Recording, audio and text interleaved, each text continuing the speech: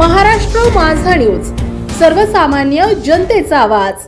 या ठिकाणी स्वागत करतो आणि अत्यंत कमी वेळामध्ये आपण या पत्रकार परिषदेसाठी उपस्थित राहिला याबद्दल मनापासून आपल्या सर्वांचे आभार मानतो।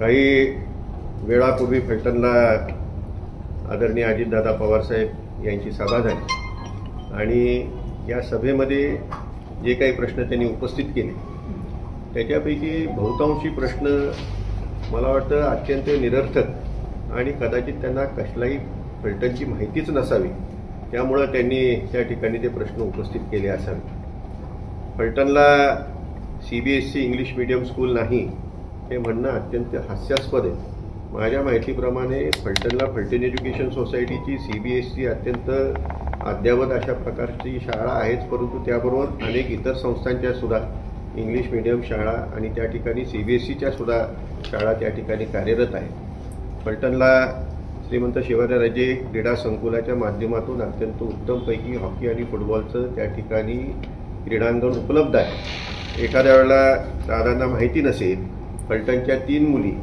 आज हॉकीमध्ये भारताच्या संघामध्ये खेळत असतात। आर्चरीमध्ये फलटणचा प्रवीण जाधव हा ऑलिम्पिकला रिप्रेझेंट करत असतो, हे त्यांना कदाचित माहिती नसावं। फलटणला क्रीडा क्षेत्रामध्ये अत्यंत चांगल्या प्रकारची त्या ठिकाणी कामगिरी अनेकांनी केलेली आहे। खो खोमध्ये केलेली आहे, फुटबॉलमध्ये केलेली आहे आणि सातत्याने फलटणचे सध्या हॉकीचे फुटबॉलचे संघ आपल्याला झोनवर राष्ट्रीय पातळीवर सुद्धा जिंकताना त्या ठिकाणी दिसत आहे। त्यामुळं अर्धवट माहिती घेऊन काहीतरी मला वाटतं मागच्यांनी माहिती पुरवली असेल आणि ती त्यांनी ते बोलले असतील। त्याचबरोबर गोविंद मिल्कचा विषय निघाला आणि गोविंद मिल्कचा विषय असा होता की त्या ठिकाणी गोविंद मिल्कचं पाणी हे ओढ्याला सोडलं जातं आणि ते नीरा नदीपर्यंत पोहोचतं। फलटण तालुक्यातलं कुठल्याही संस्थेचं कुठल्याही उद्योगाचं पाणी नीरा नदीपर्यंत पहिल्यांदा पोहोचतच नाही आणि आमची गोविंद मिल्कची अद्यावत त्या ठिकाणी ETP सिस्टीम आहे। अगदी त्या ठिकाणी तुम्ही बसून चहासुद्धा पिऊ शकता, एवढी स्वच्छ ETP सिस्टीम आहे आणि जे काय पाणी ETP सिस्टीममधून निघतं ते शेतीला वापरण्यालायक पाणी आहे। ते पाणी आम्ही गोविंदला आमची सुद्धा वाहनं धुण्यासाठी वापरत असतो, आम्ही इतर कामासाठी ते पाणी वापरत असतो आणि शिवाय शेतीला वापरत असतो। आमचा एकही थेंब कुठेही बाहेर जात नाही, ही कदाचित त्यांना माहिती नसावं। त्या ठिकाणी मी त्यांना चहाचं आमंत्रण देईन की त्यांच्या ETPवर बसून चहा प्या वास सुद्धा येणार नाही, म्हणजे एवढा अद्यावत ETP त्या ठिकाणी आहे आणि तो मी आपल्याला दाखवूही शकतो, कुणीही तिथं जाऊन तो पाहू शकतो। त्यामुळं बिनबुडाचे काहीतरी आरोप त्या ठिकाणी करण्यात आले आणि सर्वात हास्यास्पद आरोप म्हणजे कमिन्समध्ये कामगारांना कमी पगार दिला जातो। कमिन्ससारख्या मल्टीनॅशनल कंपनीमध्ये कामगारांना जर कमी पगार दिला जात असेल तर त्या ठिकाणी कधीच त्याचा बाबरा कितीतरी मोठ्या प्रमाणात झाला असता। बहुतेक त्यांना जे काही फीडिंग केलं गेलं त्यांच्याच ते नीट लक्षात आलेलं नाही। कमिन्सच्या बाबत त्या ठिकाणी मी कुठलीही कागदपत्र माझ्याजवळ आहे ती द्यायला तयार आहे आणि त्यामध्ये त्यांनी दाखवून द्यावं की कुठल्याही कॉन्ट्रॅक्टरला त्याच्या नियमाच्या बाहेर जाऊन त्या ठिकाणी पैसे कमिन्स देतं, कमिन्ससारखी मल्टीनॅशनल कंपनी देते, हे त्यांनी दाखवून द्यावं। आणि माझं तर जाहीर आव्हान आहे, जर ह्यापैकी एक जरी रुपया माझ्या रामरायांच्या रघुनाथरायांच्या खिशात येत असेल तर राजकारण सोडीन, नाहीतर तुम्ही राजकारण सोडा, खोटे आरोप करताय। दोन्हीपैकी एक काहीतरी करा।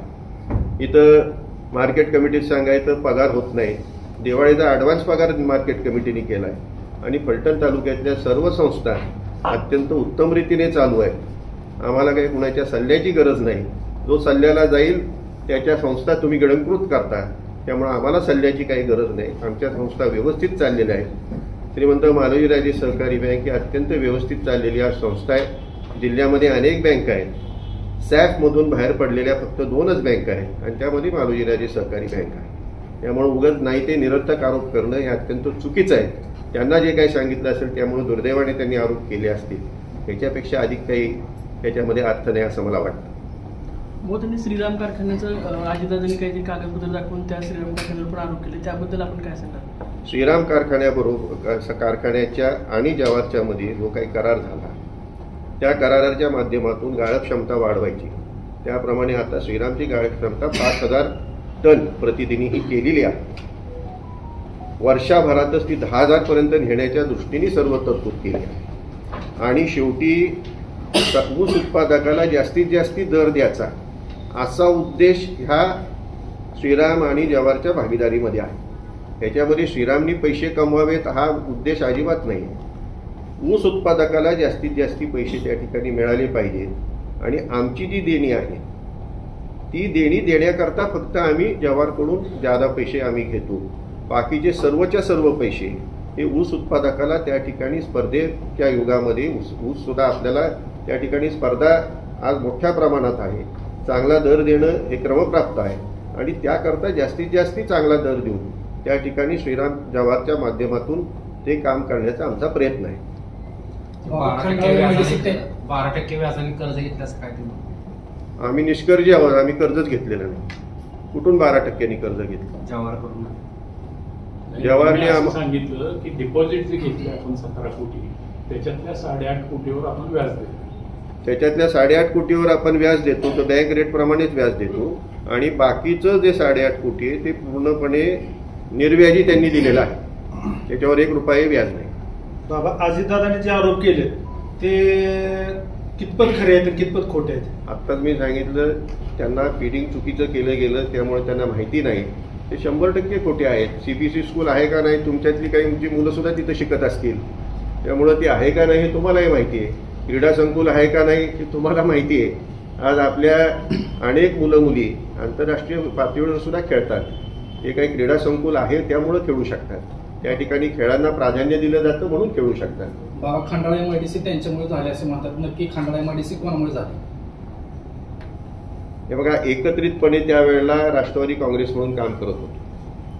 कमिन्स कारखाना फलटणला आला हा त्या ठिकाणी रामराजे साहेबांचे प्रयत्न होते, परंतु त्या ठिकाणी आदरणीय पवार साहेबांच्यामुळं कमिन्स कारखाना फलटणला. लोणंद MIDC साठी मी स्वतः पाहिलेलं आहे आणि मी स्वतः सुद्धा त्यासाठी खूप प्रयत्न केले होते. रामराजे साहेबांनी केले.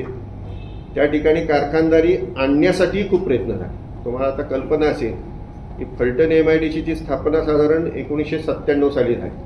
कारखाना त्या ठिकाणी कमींचा यायला जवळपास 9 वर्ष गेली.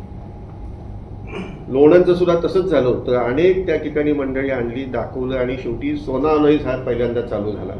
अगदी गवतांमध्ये मी त्या भूमिपूजनाला होतो आणि त्यानंतरच्या काळामध्ये इतर कारखानदारी लोणंदला आली आणि खंडाळा पुण्याच्या जवळ असल्यामुळं आणि पहिल्यापासून खंडाळ्याला चांगल्या प्रकारच्या इंडस्ट्री येऊ पाहत होत्या आणि त्या ठिकाणी रामराजे साहेबांचे विशेष प्रयत्न नक्कीच खंडाळा MIDC साठी होते. जे खंडाळा MIDC साठी लागणारं पाणी जवळ आहे, विजेची सोय त्या ठिकाणी करण्यात आली आणि त्यामुळं खंडाळा MIDC, केसुर्डी, शिंदेवाडी ही प्रत्यक्षात लँड ॲक्विजिशनच्या बाबतीत सुद्धा रामराजेंच्या बरोबर होतो.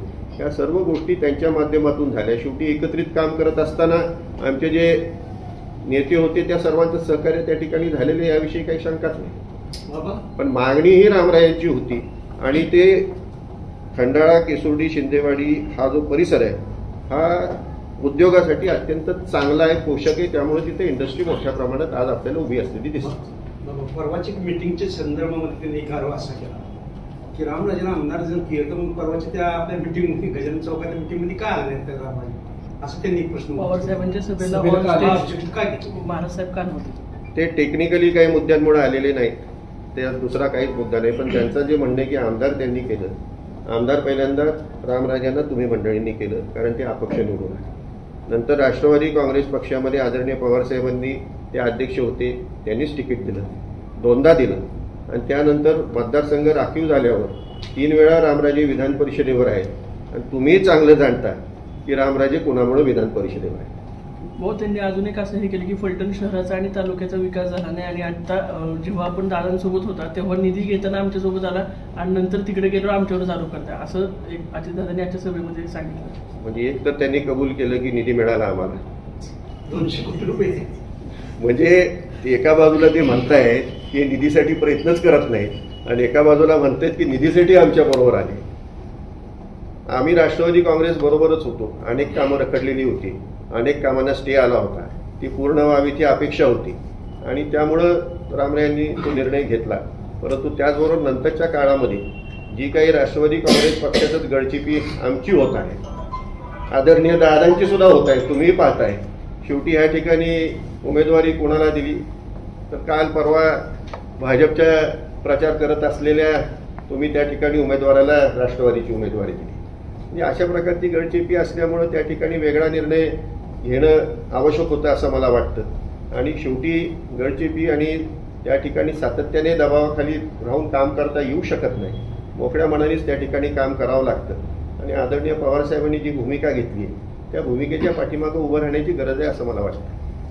फलटण तालुक्यातल्या सहकाराविषयी बोलताना त्यातील खरेदी विक्री संघ असेल, दूध संघ असेल, श्रीरामचा जमिनीचा प्रश्न असेल, या संदर्भात त्यांनी अशी ग्वाही दिली की हे जर मला सत्ता दिली तर त्याला ऊर्जित अवस्थेत आणू. ऊर्जित अवस्थेत ह्या सगळ्या संस्था आलेल्या आहेत. आता काय कोणाची आवश्यकता नाही आहे. सहकारी तत्वावरती जरंडेश्वर सुद्धा होता, तो सहकारी राहिला नाही, तो खाजगी झाला. श्रीराम हा सहकारीच राहिला आणि सहकारीच कायम आहे.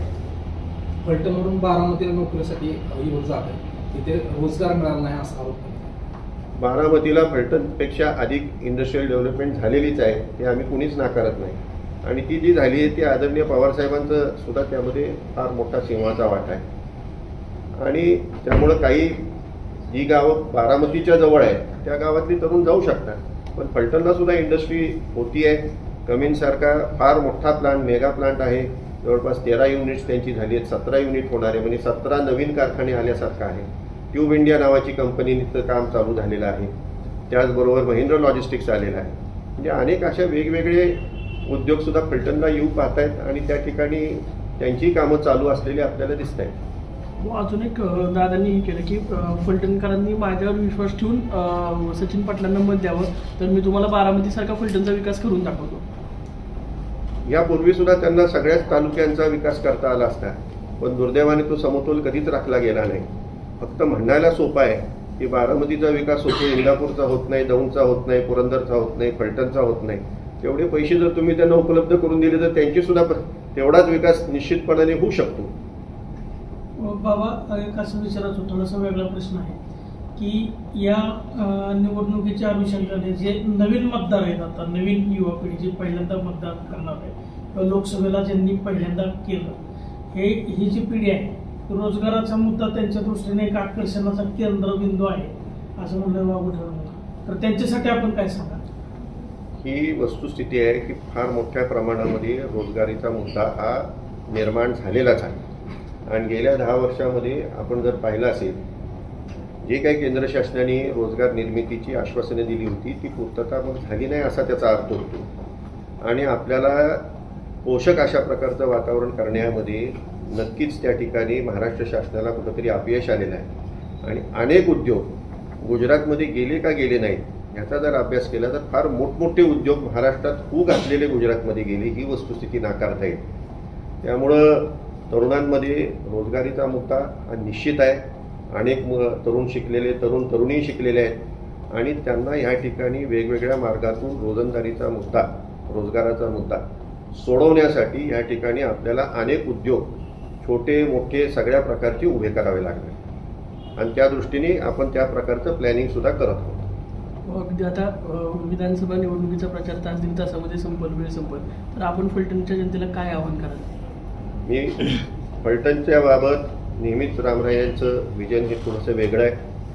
सर्वात पहिल्यांदा त्यांना जर फलटणचा कोणता प्रश्न जाणवला असेल तर पाण्याचा. सगळ्यात पहिल्यांदा रामरायांनी कुठला प्रश्न फलटण शहराच्या दृष्टीने सोडवला की जो आपल्याला सर्वांना माहिती आहे की जो अत्यंत अडचणीचा प्रश्न होतो आणि तो पाण्याचा प्रश्न पूर्णपणे सोडवला गेला. एवढा मोठा बॅलन्सिंग टँक त्या ठिकाणी झाला की आता तुम्ही बारामतीला पाण्याचा प्रश्न सोडवताना आत्ता बॅलन्सिंग टँक पहा, पण त्या काळात फलटणला बॅलन्सिंग टँकहून उत्तमपैकी पाण्याची सोय झाली.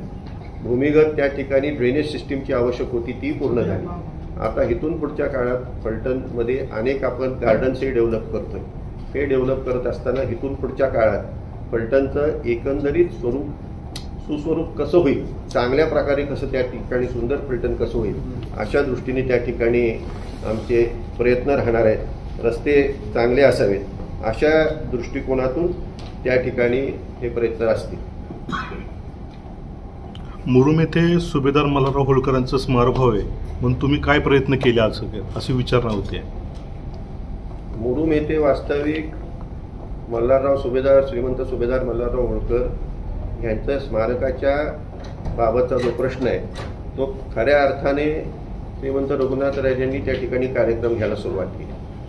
त्याच्यापूर्वी थोडंसं असं पुसटचं कानावर आपल्या सर्वांच्या असायचं, अर्थात आम्हाला त्याची चांगली माहिती होती की श्रीमंत सुभेदार मल्हारराव होळकर हे आपल्या फलटण तालुक्यातील मुरुमगावचे आहेत. परंतु श्रीमंत रघुनाथ राजांनी तिथं कार्यक्रम घ्यायला सुरुवात केली.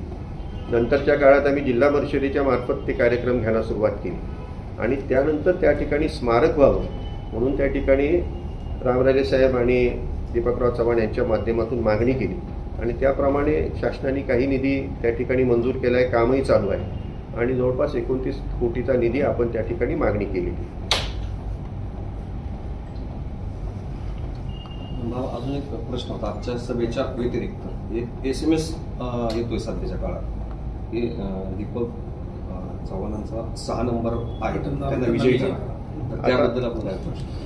आता तुम्हाला माहिती आहे भारतीय जनता पक्षाचे सगळे रडीचे डाव असतात. एक तर सनई छत्रपती शासन नावाचा नवीन पक्ष स्थापन करायला लावला. 24 ऑक्टोबरला तो स्थापन झाला. त्याला पिपाणी घ्यायला लावली आणि ते त्याच नावाची एक व्यक्ती उभी केली. पण आज जनता फार जागृत आहे, अशाला काही कुणी फसू शकत नाही. एक नंबरच दीपकराव चव्हाण आहे आणि एक नंबरच आपण पाहायचं आहे आणि तुतारी फुंकणारा माणूस एवढंच चिन्ह पाहायचं आहे. हे बाकीचे सगळे रडीचे डाव आहेत, ह्याच्यात काही फारसा अर्थ नाही. लोक जागृत आहेत, लोकांना माहिती आहे कुठं मतदान द्यायचं, एक नंबरलाच द्यायचं. बाबा एक विषय की श्रीराम कारखान्याचं आता आपण एक्सपान्शन होणार आहे, 5,000 नंतर 10,000 आपण करणार आहे सांगितलं. त्याच्याकडनं आपण चालवायला दिलंय वगैरे. पण चालवत असताना हे जे एक्सपान्शन होते त्याची जी गुंतवणूक होती ती किती आहे आणि ती कोण करणार? याची जी गुंतवणूक होतीये ती सर्वस्वी गुंतवणूक श्रीराम जवार मिळून करणार आहे. म्हणजे अर्थात श्रीराम जवार हे जवारच्या क्रेडिटवरती त्या ठिकाणी गुंतवणूक होणार आहे, त्यांना कर्ज मिळणार आहे आणि ही गुंतवणूक झाल्यानंतर श्रीराम जवार म्हणूनच त्या नावावर ही गुंतवणूक राहणार आहे आणि कालांतराने ही सर्वच्या सर्व मालमत्ता ही श्रीरामच्या मालकी, सगळी श्रीरामच्या मालकीची होणार आहे. नंतर 100% ही गुंतवणूक श्रीरामच्या मालकीची होणार आहे. आत्ताच्या घटकेला श्रीराम जवार ही गुंतवणूक करत आहे. त्यानंतर जवारच्या क्रेडिटवरती कर्ज मिळत आहे. 15 वर्षांनी ही संपूर्ण मालमत्ता ही श्रीरामच्या एकट्याच्या स्वमालकीची असणार आहे. त्यामध्ये जवारचा काही संबंध नाही. परतफेड झालेली असेल त्यावेळेला संपूर्ण रुपयाची परतफेड झाली असेल. तशाच प्रकारे आपण परतफेडीचं सुद्धा कोष्टक त्याचप्रमाणे केले. हे जवळपास 200 कोटी श्रीरामच्या मालकीचे होणार आहे. हे 200 कोटी श्रीरामच्या मालकीचे होणार आहेत. जी काय गुंतवणूक होईल ती सर्वच्या सर्व श्रीरामच्या मालकीची होणार आहे. इच्छितो जो कामगार आहे त्याचं नाव आहे सूरज संपत गायकवाड. त्याचे 26 दिवस कंपनीमध्ये भरलेले आहेत. त्याच्यामध्ये त्याला बेसिक पगार जो आहे हा 16,960 रुपये, 26 दिवस झाल्यामुळे त्याला 16,960 रुपये मिळालेला आहे.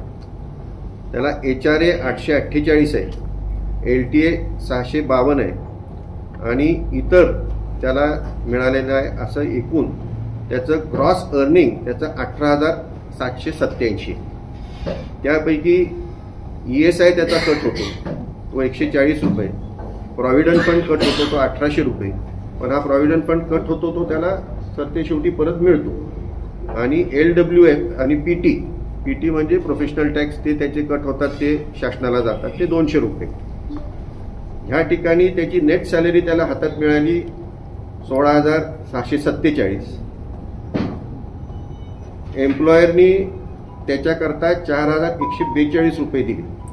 त्याच्यामध्ये एम्प्लॉयर काय देतो तर त्याचा ESI 702 रुपये.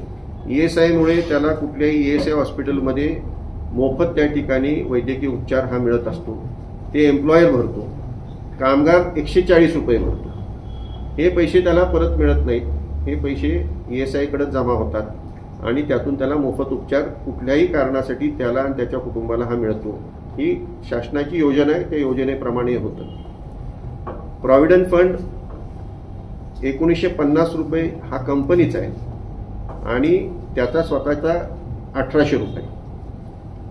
आणि त्याचबरोबर त्याला महिन्याला बोनस मिळतो. बोनस हा वर्षाच्या शेवटी 8.33%, पण दर महिन्याला ते ऍड करतात असे एम्प्लॉयर त्याला 4,142 रुपये ते त्याला देत असतो आणि त्याच्या स्वतःचे 2,140, त्यापैकी 1,800 प्रॉव्हिडंट फंड हा परत मिळतो. याची जर आपण टोटल केली तर कॉस्ट टू कंपनी 23,809 आहे आणि याच्यामध्येच जो एजन्सी आहे त्या एजन्सीला 880 रुपये प्रति कामगार मिळतात. म्हणजे याच्यामध्ये 12,000 वगैरे हे कुठून त्यांनी काढले आणि मल्टीनॅशनल कंपनी 12,000 अशीच कुणाला द्यायला मोकळी बसली आहे